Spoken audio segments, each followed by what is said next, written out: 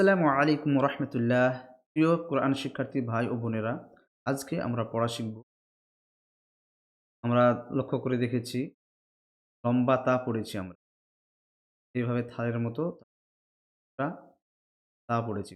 এইরকম তা এটাকে গোল তা বলা হয়। আয়ের ওপরে দুটো তা বলা হয়। এখানে গোলতার ব্যবহার হয় একটি, এটা হা, এটা হা, এটা গোলতা গোলতা গোলতা পড়ি। এই অক্ষরগুলি এখানে ব্যবহৃত হয়েছে। যুক্তাক্ষর আমরা শুরু করি। বা তা يا تا تاها يا ها با باها ألف باها جيم جيم تا আহা আহা এই দুটি অক্ষরের উচ্চারণ পার্থক্য বুঝতে হবে।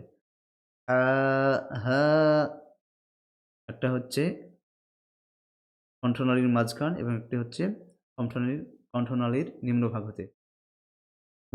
বুক শেষ করে যে গলা শুরু হচ্ছে, এটা মাঝখান গলা থেকে।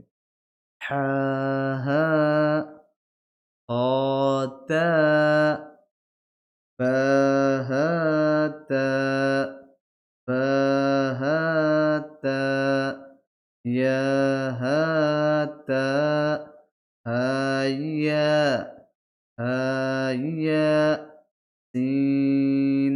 এই দেখুন দুটো দাঁত আর একটি ঘর। সিনের দুটো দাঁত একটি ঘর। এরকমভাবে সিনেরও ২ টি দাঁত এবং ঘর।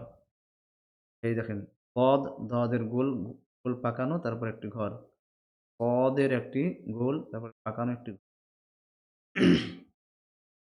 সিন, তা, তা, তা, তা, صاد ها ميم تا